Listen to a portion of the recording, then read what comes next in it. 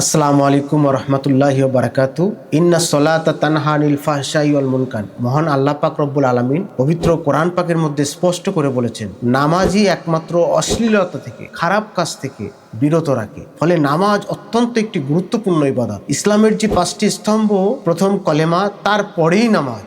এই নামাজ অত্যন্ত গুরুত্বপূর্ণ, যেটা কোরআন পাকের মধ্যে 82 জায়গায় এসেছে। যে নামাজ না পড়লে আমরা অনেক দিক থেকে আমরা পিছিয়ে পড়ব। অন্য একটা হাদিসের মধ্যে এসেছে, কেউ যদি নামাজ ইচ্ছাকৃতভাবে ত্যাগ করে তাহলে সে ইসলাম থেকে বহিষ্কার হয়ে যায়, ইসলাম থেকে অনেক দূরে চলে যায়। ফলে আল্লাহ পাকের এই কথা যে নামাজ অশ্লীলতা থেকে বিরত রাখে, নামাজ পড়লে আল্লাহর সঙ্গে কথোপকথন হয়। কেউ যদি আল্লাহর সঙ্গে কথা বলতে চায় সে যেন নামাজ পড়ে। হযরত মূসা আলাইহিস সালাম, আমরা জানি নবীদের মধ্যে অত্যন্ত একটি গুরুত্বপূর্ণ নবী। তিনি আল্লাহ পাকের দেখা করার জন্য, মোলাকাতের জন্য, সচকে দেখবেন বলে তিনি অনেক কাকুতি মিনতি করেছিলেন, চেষ্টা করেছিলেন, কিন্তু শেষ পর্যন্ত সেটা সক্ষম হয়নি, সম্ভব হয়নি। কিন্তু কত সৌভাগ্যবান আমরা। মহান রব্বুল আলামিন শেষ নবীর উম্মতের জন্য বলছে, কেউ যদি আল্লাহর সঙ্গে কথা বলতে চায়, দিদার করতে চায়, সাক্ষাৎ করতে যায়, সে যেন নামাজ পড়ে। নামাজ পড়লে আল্লাহর সঙ্গে কথা হয়।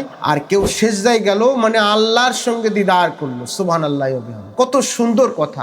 নামাজই একমাত্র খারাপ কাজ থেকে বিরত রাখতে পারে, নামাজই একমাত্র অন্যায় থেকে বিরত রাখতে পারে। এখন সাধারণভাবে প্রশ্ন জাগতে পারে, একজন মানুষ নামাজ পড়ে আবার অন্যায়ও করে, নামাজ পড়ে আবার অপকর্মও করে, নামাজ পড়ে আবার ব্যভিচার করে, সেই ক্ষেত্রে কি বলা যেতে পারে? তাহলে কি কোরআন হাদিসের কথা মিথ্যা, আল্লাহ পাকের কথা মিথ্যা? মোটেও নয়। এই ক্ষেত্রে আমরা জানি, যারা অন্যায় করে, জুলুম করে, বদমাইশপনা করে, তারা নামাজি সাজতে যায়। প্রকৃতপক্ষে নামাজ তারা আদায় করে না। প্রকৃতপক্ষে তারা নামাজি নয়, তারা মুসল্লি নয়, তারা নামাজি সাজতে যায়। তাই নামাজি সাজার চাইতেও আমি সকলের কাছে আবেদন করব, আমরা নামাজ পড়ি আল্লাহর সন্তুষ্টির জন্য, নামাজ আদায় করি আল্লাহর সান্নিধ্য আদায় করার জন্য, আল্লাহ পাকের নৈকট্য লাভের জন্য, আল্লাহ পাককে খুশি করার জন্য। লৌকিকতা থেকে আমরা দূরে সরে থাকি।